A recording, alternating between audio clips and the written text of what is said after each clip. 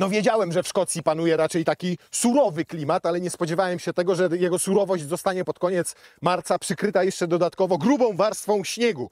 Ale może to i dobrze, bo oprócz surowego klimatu w Szkocji mamy dzisiaj dosyć surowy samochód. Proszę bardzo. Nowy Land Cruiser 250.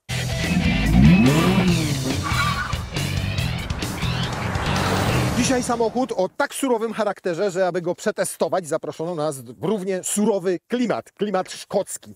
Nawet nie widać, tak sypie śniegiem, że to jest Szkocja. Miało być pięknie, miało być zielono, miały być spacerujące owieczki, miało być dużo terenu, a jest białe gówno. I tak, spróbujemy Wam pokazać tę nowość, bo to jeden z pierwszych materiałów na temat tego samochodu, nie tyle nawet w polskim internecie, co w internecie w ogóle. Proszę Państwa, auto legenda w nowej odmianie. Land Cruiser 250. Seria 250 debiutowała w 1985 roku i z każdą generacją ten samochód nabierał bardziej obłych kształtów, mniej charakteru terenowego, a więcej takiego charakteru SUV-a. Coraz bardziej elegancki, coraz bardziej wyrafinowany, chociaż zawsze był budowany na ramię. A tym razem Toyota powiedziała, dobra, czas wrócić do korzeni, czas wrócić do tej surowości tego samochodu już w samym designie. I rzeczywiście auto pozostało na ramię, ma tutaj platformę TNGA-F, tę samą, na której zbudowano na przykład Toyotę Sequoię, Toyotę Tundrę, Lexusa LX, Lexusa GX, czyli rama, ale zmodernizowana, poprawiona. Między innymi zwiększono jej sztywność poprzez zastosowanie spawów laserowych. Więcej tych spawów się pojawiło. Oprócz tych spawów zastosowano tutaj specjalne kleje strukturalne w miejscu łączenia elementów metalowych, dzięki czemu sama rama jest aż o 50% sztywniejsza niż w poprzedniku. Natomiast rama razem z nadwoziem są sztywniejsze, mają sztywność skrętną zwiększoną o 30% względem poprzednika. Jeżeli chodzi o rozmiary, rozstaw osi prawie 2,9 metra, samochód ma bez 7 cm chyba 5 metrów, szerokości prawie 1,90 m i wysokość prawie tyle co ja, bo 1,93 m razem z relingami, ja 1,95 m, więc naprawdę kawał solidnego auta. Jeżeli chodzi o ten design, nawiązania do tych pierwowzorów, czyli pierwszego z 1985 roku Land Cruisera 250, no to mamy tutaj bardzo dużo płaskich powierzchni. Jak spojrzycie sobie na niego z boku, to w zasadzie jest to jedna ściana, druga ściana, tutaj trzecia ściana. Długa maska, charakterystyczna również dla Land Cruiserów zawsze, czyli bardzo długi ten przód, jednocześnie bardzo króciutki tutaj zwis. Spionizowana mocno przednia szyba, do tego charakterystyczne też dla tego modelu nie okrągłe, nie półokrągłe, tylko bardziej trapezoidalne nadkola. To, o co zadbano projektując go, to o to, żeby po pierwsze samochód był jak najmniej podatny na uszkodzenia, dlatego na przykład zobaczcie, tutaj halogeny nawet są wysoko umieszczone dosyć nad ziemią i tam schowane do środka. Gdyby dostał zderzak, to uszkodzi się zderzak, ale nie uszkodzi się halogen. Światła też przeniesione bardzo wysoko, bo one zaczynają się tutaj na linii maski, są tutaj gdzieś na wysokości moich kieszeni w spodniach. Natomiast w wersji First Edition te reflektory są okrągłe. I być może taką wersję widzieliście. Te są już nie First Edition, natomiast gdybyście kupili taki, bo First Edition już by Wam się wyprzedał i nie zdążylibyście go kupić, to możecie sobie kupić nie First Edition, ten reflektor wyjąć cały i wmontować taki aftermarketowy, który już kupicie na AliExpress i będziecie mieli First Edition, ale bez First Edition. Jakie części terenówki są najbardziej podatne na uszkodzenia? Najczęściej tutaj w rogach, zarówno z przodu, jak i z tyłu, i też zadbano o to, żeby naprawa była szybka, tania i wygodna, ponieważ ten element się wymienia tutaj z przodu, gdyby coś zostało uszkodzone, i podobnie jest z tyłu. Dokładnie ten element zderzaka sam można wymienić w momencie, kiedy zostanie uszkodzony. Tu jest tylko jeden czujnik zbliżeniowy wtedy też do wymiany, ewentualnie do przeszczepienia, i to już jest wszystko. Ograniczyć koszty i ograniczyć straty. Inna rzecz, którą trzeba było mocno dopracować w momencie, kiedy zrobiono taki bardziej surowy wygląd tego samochodu, to była aerodynamika. No bo jest kanciasty, taka jest prawda, więc popracowano nad tym, żeby No i gdzie tu klapki? Miały tu być klapki, tak napisali w informacji prasowej, i nie ma żadnych klapek. Jak go już zrobili takim surowym z wyglądu i takim kanciastym, no to musieli dopracować aerodynamikę, no bo przecież żeby nie wiało, żeby nie prowadził się i żebyście nie mieli wrażenia, że jedziecie kioskiem ruchu. Co zrobiono dla tej aerodynamiki? Ano na przykład zaprojektowano od nowa zupełnie w tunelu aerodynamicznym lusterka, żeby jak najlepiej opływało je powietrze. Tutaj dopracowano ten element, który bardzo szumiał w poprzednikach, po to, żeby tutaj było jak najmniej tych szumów od nadwozia. Nawet ta listwa tutaj, która jest, ma za zadanie poprowadzić całe powietrze tak, żeby auto było jak najbardziej opływowe.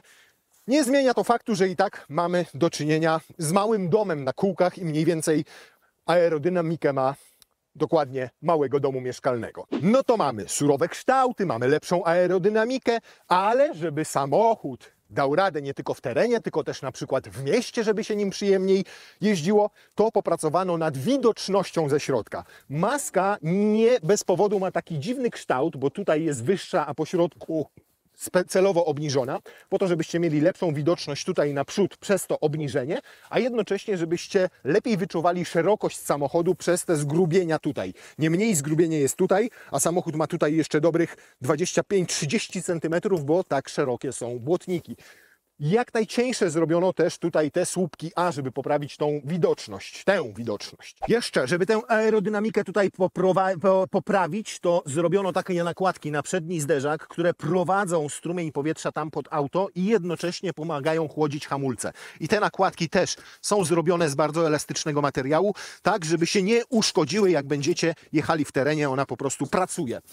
Same tarcze hamulcowe całkiem sporawe jak na takie auto, bo 340 mm mają średnicę te z przodu, 335 z tyłu, więc niewielka jest różnica pomiędzy nimi. Sam kapeć widzicie jaki duży. W naszym przypadku felga to 18, no i widać, że ma solidny balon tutaj naciągnięty. Do terenu zdecydowanie lepiej wybrać 18. Jeżeli macie głównie zamiar użytkować to auto na drodze, to 20, bo i będzie lepsze w prowadzeniu, bo będzie miało mniej tej gumy naciągniętej, to po pierwsze, a po drugie, no będzie jeszcze lepiej wyglądało. 80 litrów to jest pojemność zbiornika paliwa, 17 litrów to jest pojemność zbiorniczka na AdBlue, a tutaj 1000 litrów. 1000 litrów bagażnika, tyle napisano w informacji prasowej.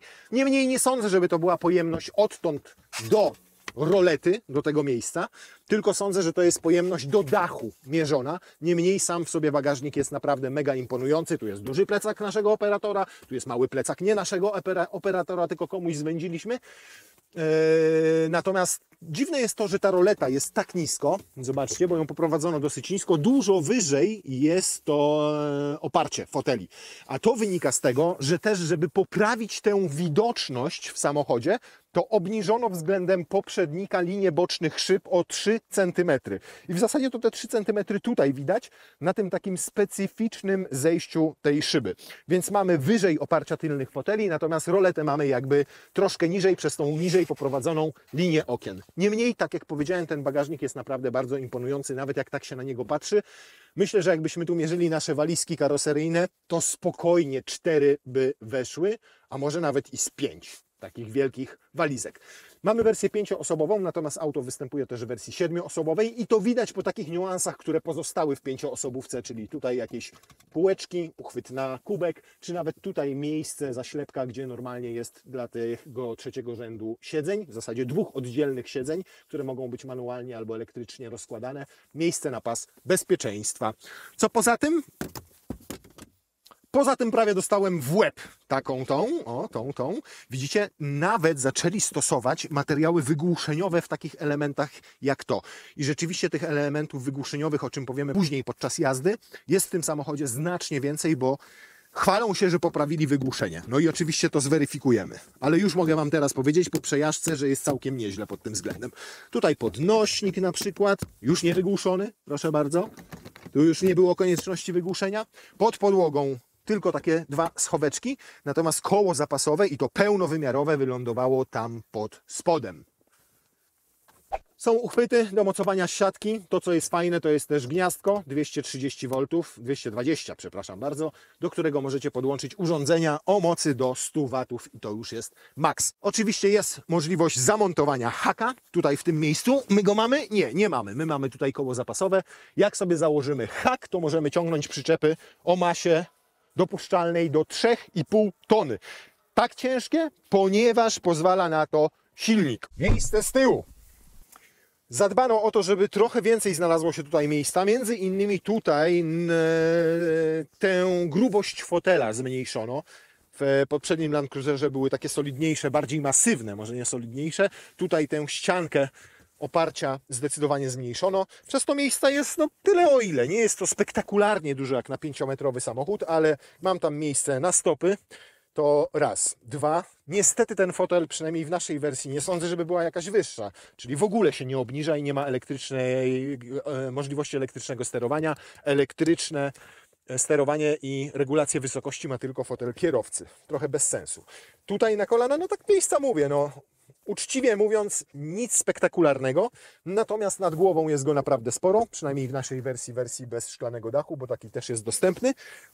O kurna, ale nachlapałem moją szkocką czapeczką tutaj dookoła. Ale oprzeć się można. Fajne jest to, że kanapa ma regulację, ma pochylenia oparcia. Możecie siedzieć bardzo pionowo, albo zdecydowanie mniej pionowo, wręcz do pozycji półleżącej sobie pochylić to oparcie. I to jest to, co lubimy. Nie lubimy tego, że kanapa dzieli się w proporcjach 40-60, a nie tak jak lubimy 40-20-60, gdzie całą tą część środkową możecie złożyć, podróżować w 4 osoby i jednocześnie przewozić dłuższe przedmioty. Tu ich nie przewieziecie jadąc w 5 osób, w 4 osoby, przepraszam, bo nawet nie ma rękawa na narty, czyli żeby przewieźć te narty, to musicie na przykład złożyć całkowicie jeden z foteli i wtedy pojedziecie tylko w 3 osoby. Natomiast tak się odchylają wówczas te fotele.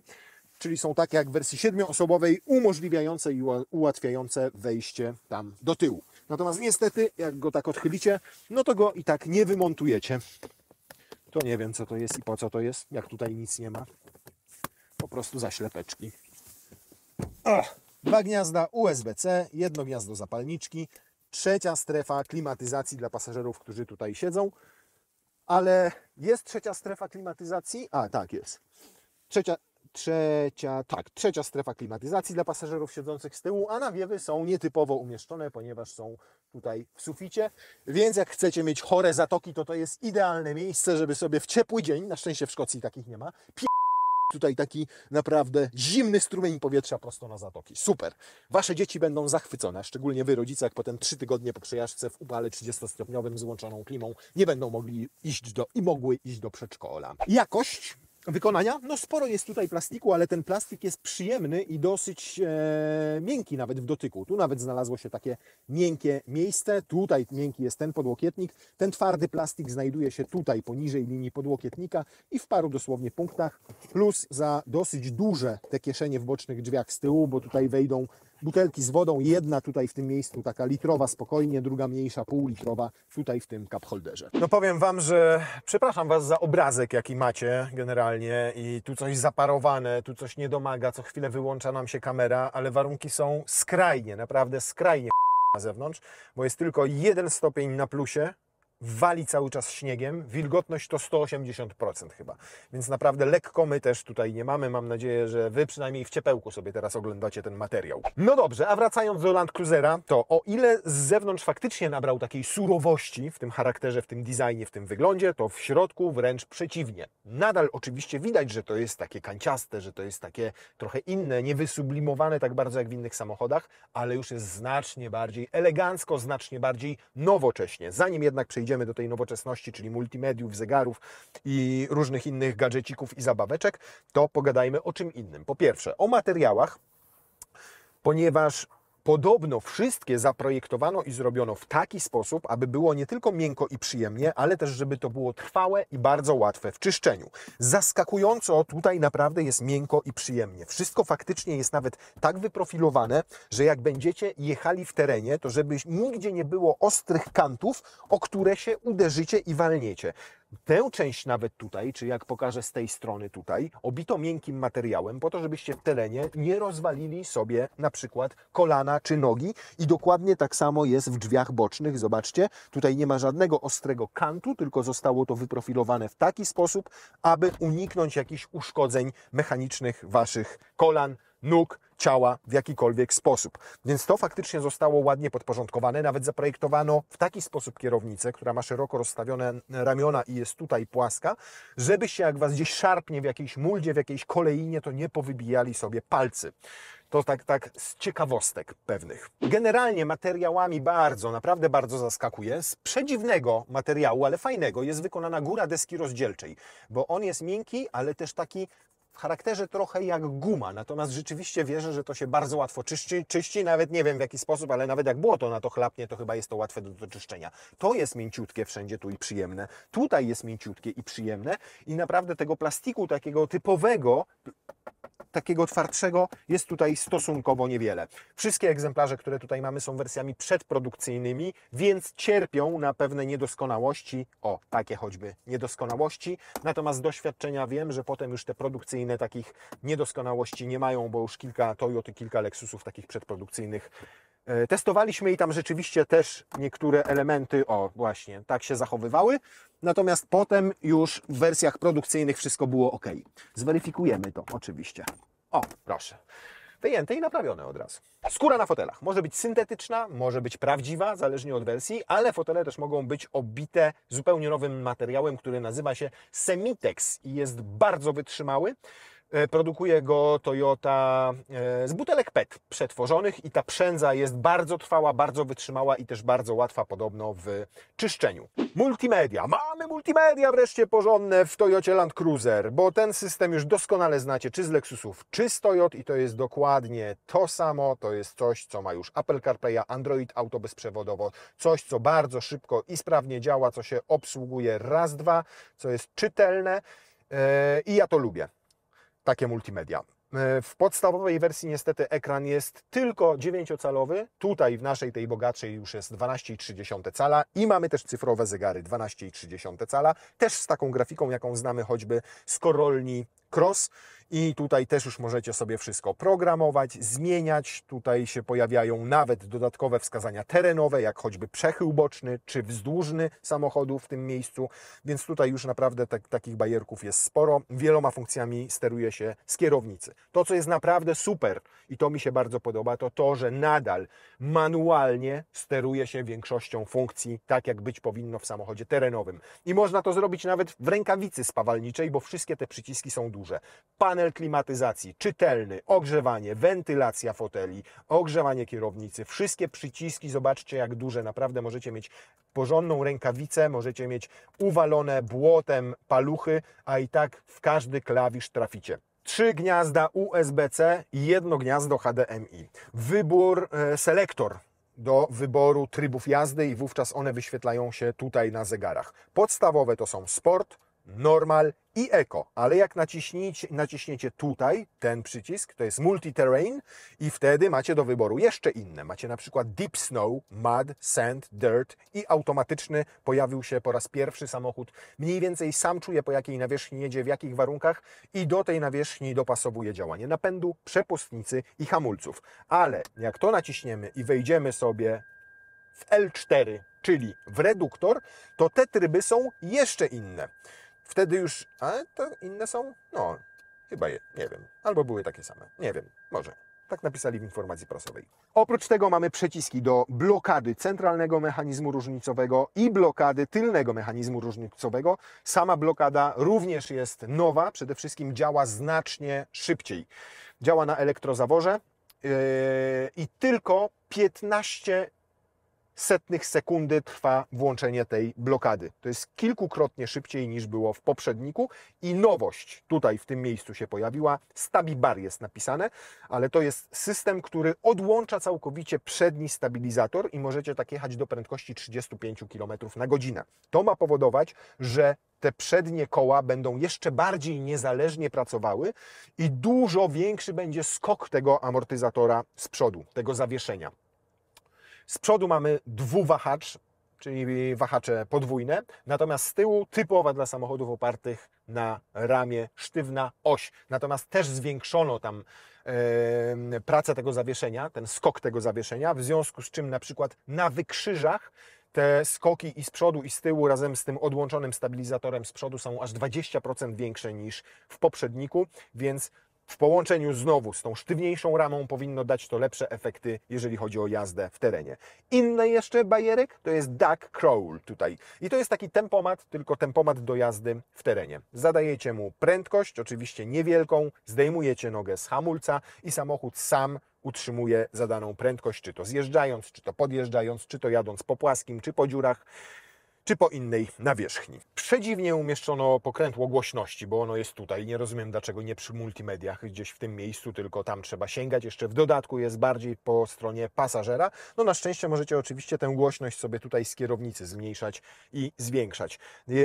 To, co jest też fajne, to kamera 360 stopni, bo są 4 kamery obserwujące, ale oprócz tego, że mamy taką kamerę właśnie, która pokazuje nam otoczenie, to jeszcze możemy mieć taką kamerę, która pokaże nam rzut samochodu z góry, ale jednocześnie też to, co jest pod samochodem. O, teraz sobie rozpoznał ten teren. O, widzicie? O, i już widzę wszystko, co jest pod samochodem. I nawet skręt kół widać. I każdą przeszkodę, każdy kamień, wszystko tutaj będzie pod spodem widoczne i dokładnie o to chodziło, żeby tak to zrobić, żebyśmy mieli łatwiejszą jazdę w terenie. Ale to wszystko jest zaglucone. Tylna kamera ma spryskiwacz nareszcie, proszę bardzo. I to działa. Działa, oczyszcza od razu. No więc naprawdę sporo jest tutaj tych funkcji, które mają tę jazdę w terenie już nie tylko uczynić skuteczniejszą, ale też łatwiejszą z Waszej perspektywy. Kamera, która daje podgląd, odłączany ten stabilizator, te wszystkie automatyczne tryby do jazdy, które ułatwiają jazdę po błocie, po piachu, po szutrze czy w innych warunkach. Ale podkreśla Toyota, że najwięcej zmian wprowadzono w kierunku tego, żeby ten samochód wreszcie nie prowadził się jak taczka w normalnym, codziennym użytkowaniu, albo jak wózek sklepowy z uszkodzonym jednym kółkiem. Jedną z tych zmian jest to, co pracuje tam pod maską. Nie chce mi się, ale wysiądę i Wam pokażę.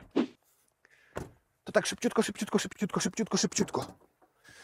O, proszę bardzo, to jest to wspaniałe nowum. Żadne nowum tak naprawdę. To jest ta jednostka, którą już znamy z Toyoty Hilux, tylko przeprojektowana. 2,8 litra pojemności, 4 cylindry w rzędzie. To, co zmieniono, to zmieniono oprogramowanie sterownika i zmieniono też, a w zasadzie zmodernizowano turbosprężarkę. Teraz mamy tutaj 204 konie mechaniczne i 500 Nm i to właśnie jest powód, dla którego tak ciężką przyczepę, czyli 3,5 tony może ciągnąć. 204 konie mechaniczne, no i ja dole, zajebiście. Zajebiście to by było, jakby to było w Golfie. A ten samochód waży 2 tony 330 kg minimum, a w takiej dopasionej wersji jak nasza 2,5 tony. I ma mu wystarczyć, mają mu wystarczyć 204 konie mechaniczne i 500 Nm. A wiecie, co napisali w informacji prasowej? Przy opracowywaniu nowej jednostki napędowej priorytetem było, żeby kierowca miał poczucie 100% kontroli nad przyspieszeniem bez względu na rodzaj nawierzchni. Nie spodziewam się, tak czy inaczej, tutaj piorunujących osiągów. No taka fatalna ta pogoda, że spiesząc się nie powiedziałem Wam jeszcze o paru rzeczach na zewnątrz, całkiem istotnych w tym samochodzie. Na przykład o tym, że tylna szyba w klapie otwiera się niezależnie, więc nie musicie otwierać całego bagażnika po to, żeby wrzucić jakąś drobnicę, tylko wystarczy, że otworzycie sobie szybkę. Albo nie powiedziałem Wam, że teraz są inaczej mocowane lusterka, bo żeby poprawić tę widoczność, o której wspominałem, to nie tylko obniżono centralnie tutaj maskę, a po bokach pozostały te wybrzuszenia, żebyście lepiej czuli szerokość samochodu, ale jednocześnie lusterka są zamontowane bezpośrednio w drzwiach, a nie tutaj do słupka i przez to, dzięki temu w zasadzie pomiędzy słupkiem a lusterkiem lepiej widzicie tutaj tak na ukos. Jeżeli chodzi o taką jazdę na razie po bezdrożach, ale taka droga po prostu powybijana, dziurawa, zaśnieżona, w sumie to nawet nie wiem tutaj na jaki... Co to? Wykrycie nieuwagi kierowcy. A, to te wszystkie sprytne systemy już. Z nowości, takich jeżeli chodzi o mechanikę samego samochodu, to mamy pierwszego Land Cruisera, który ma już nie wspomaganie hydrauliczne, ale wspomaganie elektryczne kierownicy. Po co? Przede wszystkim zastosowano to nie jak w innych samochodach, dlatego żeby oszczędzać energię, oszczędzać paliwo w zasadzie, tylko po to, żeby można było zastosować tutaj liczne systemy wsparcia, choćby asystenta pasa ruchu, który przecież też wpływa na wspomaganie kierownicy. To po to tutaj elektryczne wspomaganie zastosowano. Z nowości mamy też po raz pierwszy w Land Cruiserze rozpinany, odłączany w zasadzie elektronicznie przedni stabilizator. Po co? Po to, żeby oczywiście zwiększyć skok amortyzatora z przodu w terenie. To działa do 35 km, wtedy macie rozpięty ten stabilizator i ten skok dla prawej i dla lewej strony może być różny. Z przodu zawieszenie dwuwahaczowe, natomiast z tyłu klasycznie dla samochodu opartego na ramie mamy sztywny most. No i jak jedziemy po takiej drodze, to czuć, że tam z tyłu jest sztywny most, a nie niezależny zawias. W takim na przykład Rangerze, Raptorze, tam mamy zawieszenie Foxa i w dodatku wielowahacz, więc tam to wszystko naprawdę pięknie pracuje. Tutaj na nierównościach niektórych rzeczywiście czuć, że buda jest sztywniejsza niż w poprzedniku, ale jednocześnie też jednak czuć, że to pracuje zupełnie inaczej, tak w stylu klasycznej terenówki. Nie wybiera tego tak idealnie, auto pracuje prawa, lewa, przód, tył. Ale im szybciej jedziecie, tym on skubany lepiej wybiera te wszystkie nierówności. Tu naprawdę są gdzieniegdzie potężne dziury, potężne doły. Czuć, że auto gdzieś tam się, jak słyszycie, trzęsie, ale i tak świetnie sobie radzi. Niemniej szkoda, że pogoda tutaj nas taka, a nie inna zaskoczyła. Wczoraj jeszcze było dosyć przyzwoicie, a dzisiaj to już jest naprawdę jakiś dramat, chociaż ma to swoje zalety, no bo przyczepność w tym momencie tu na tej drodze jest żadna. Naprawdę żadna. To już nie jest tylko mud, to już nie jest tylko snow, to już nie jest tylko stone i sand, tylko tu jest absolutnie wszystko i wszystko przykryte śniegiem. Wyobraźcie sobie, że żeby dopracować to auto pod kątem właściwości terenowych, to Toyota specjalnie dla niego wybudowała tor offroadowy. Taki udający warunki panujące w różnych zakątkach świata. Mają tam i kamienie, i piasek, i śnieg, i błoto, i głazy, i srazy. Nie wiem, czy śnieg może sobie nawet tam zrobili. Na pewno deszcz. Ale oprócz tego auto testowano i to grubo i na pustyniach, i nawet na kole podbiegunowym, i nawet w Australii, i także w Afryce, czyli wszędzie tam, gdzie tych samochodów jeździ pełno. Z rzeczy takich jeszcze czysto terenowych, no to jest tutaj zupełnie nowy reduktor, który jest, uwaga, bardziej odporny na korozję. Tak, ponieważ w poprzednikach wyciągnięto takie wnioski, że one zbyt szybko rdzewiały. Poza tym mamy nowy mechanizm różnicowy, ten centralny. Przede wszystkim dużo szybciej działa. W momencie, kiedy naciskacie ten przycisk, to upływa zaledwie 15 milisekund do momentu, w którym przyciskacie i jest zablokowany ten centralny mechanizm różnicowy. On działa na elektrozaworze, więc na takim bardzo klasycznym rozwiązaniu, tylko bardzo szybko, 2 razy szybciej niż w poprzedniku. Wszystko to oczywiście takie marketingowe gadanie. Ale wiecie, co jest najpiękniejsze? Nawet nie to, że to auto jest naprawdę bardzo skuteczne w takich warunkach. Najfajniejsze jest to, że czujecie, że jedziecie rasową terenówką i się niczego nie boicie. Jakbym tu miał jakiegoś luksusowego SUV-a, nawet nafaszerowanego jeszcze bardziej tymi wszystkimi elektromechanicznymi bajerami odpowiedzialnymi za jego napęd, działanie zawieszenia i tak dalej, to po prostu bym się bał tak jechać. Nie wiem, ze względu na to, że zaraz boczki drzwi mi poodpadają, że po prostu rozwalę fajny samochód. A tutaj w ogóle macie takie poczucie, że jedziecie czołgiem i absolutnie nic temu autu nie jest straszne. Z jednej strony już jest w jakiś tam sposób wyrafinowane, z drugiej strony fajnie surowo wygląda na zewnątrz, jest kanciaste, a z trzeciej w zasadzie, to czujecie, że to jest rasowa, prawdziwa terenówka, że Landa stworzono dokładnie do takich warunków, do takiej jazdy, a nawet do cięższego terenu, ale dzisiaj nawet nie mam ochoty tego sprawdzać. Mówiąc krótko, jeżeli chodzi o właściwości terenowe, to jest po prostu znakomicie, no co tu dużo gadać. Czujecie, jadąc nim w takich warunkach, czy w poważniejszym terenie, że to jest dokładnie auto stworzone do tego, żeby pokonywać nim brody, rzeki, jeziora, morza, pustynie, góry, skały, piachy, śniegi, wszystko. Śmiało wyobrażam sobie naprawdę, że taką drogą, mając świadomość, że jest puściuteńko, że z naprzeciwka nikt mi nigdzie nie wyjedzie, to mógłbym nim zasuwać jak po autostradzie. Z takimi prędkościami. Autentycznie. O, widzicie, jaki to jest skuteczny samochód? Nawet Hiluxa dogania. Proszę bardzo, nawet ma tryb sportowy. Natomiast tak szczerze, tego momentu obrotowego jest tutaj 500 Nm i faktycznie czuć, że on, szczególnie od zera, to on przyjemnie startuje. I nawet jak mu wdepniecie mocniej, jak już sobie jedziecie przy 50 na godzinę pedał gazu, to nie redukuje biegu, tylko zaskakująco, tak subiektywnie, zaskakująco dynamicznie zaczyna się rozpędzać. Ten maksymalny moment, te 500 Nm jest tutaj już od 1600 obrotów dostępny, więc nawet zobaczcie, teraz sobie włączę, jadę 50 na godzinę, piąty bieg mu wrzucę, wrzucił piąty, wrzucił. Mam dokładnie jakieś 1550-1600 Nm i proszę, i zaczynamy jechać. I on naprawdę chętnie zaczyna się rozpędzać w takich warunkach. Więc to nie jest absolutnie tak, że on jest mułem. Nadrabia, naprawdę sporo nadrabia ta nowa skrzynia biegów 8-biegowa. Ma nowe elektromagnesy, przyspieszono jej działanie o 29% dokładnie. Nie wiem, jak to zmierzyli, ile było wcześniej milisekund zajmowała zmiana biegów, ile teraz, ale wyliczyli to precyzyjnie, po japońsku, 29% szybsza zmiana przełożeń. Do tego są nowe wałki wyrównoważające, coś tam, sroś tam i tak dalej, i to ma wpływać i obniżać zużycie paliwa, i poprawiać osiągi, i wpływać też na jakość samej jazdy. I naprawdę co do jakości samej jazdy tym samochodem nie mogę mieć absolutnie żadnych zastrzeżeń. I powiem Wam, że generalnie jestem bardzo tym samochodem mile zaskoczony, bo pozostał w tym swoim charakterze, w designie, we właściwościach terenowych właśnie takim klasycznym, porządnym, trwałym, niezawodnym offroaderem. I to w nim czuć, tak jak powiedziałem. Jedziecie i się niczego nie boicie, bo wiecie, że macie do czynienia z prawdziwą terenówką, która w dużej mierze nadal jest oparta nie na elektronice, ale na czystej, trwałej, porządnej mechanice. Z drugiej strony jest to fajny samochód wreszcie do jazdy na co dzień. Poprzedni Land Cruiser naprawdę po pierwsze już się mocno zestarzał.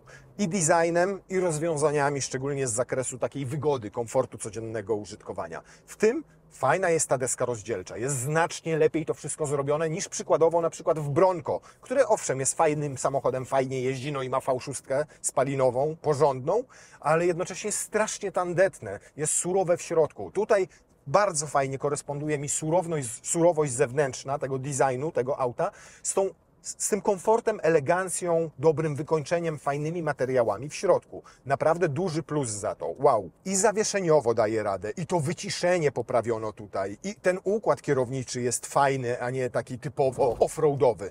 O, czujecie tylko w takich momentach, jak wpadacie w dziurę taką, że to jest samochód zbudowany na ramię i z tyłu jest sztywny most. Bo on nie wybiera tak dobrze takich nierówności jak wielowahacz. Mówiąc krótko, jest to bardzo dobry kompromis pomiędzy super właściwościami terenowymi, pomiędzy trwałością, pomiędzy taką niezawodnością i solidnością, a już komfortem wchodzącym gdzieś tam w segment SUV-ów. Natomiast umówmy się, nie jest to SUV i to czuć, jeżeli chodzi o napęd tego auta, czyli tego diesla 2.8 czterocylindrowego, i nie jest to SUV, jeżeli chodzi o zawieszenie, bo ono tak idealnie, jak te wielowahacze w SUV-ach, się nie sprawdzi w codziennym użytkowaniu. Poczujecie to szczególnie wpadając w dziurę, przejeżdżając przez poprzeczne nierówności, czy jeżdżąc po prostu po złej jakości drogach. Jest znacznie lepiej niż w poprzedniku, ale nadal czujecie, że to auto zbudowane na ramię i auto, które ma z tyłu sztywny most. Niemniej i tak jestem nim zauroczony. Zajebisty. Więc gratuluję wszystkim, którzy złożyli zamówienie na First Edition, która jest już niedostępna. Doskonały wybór, panie i panowie. Doskonały.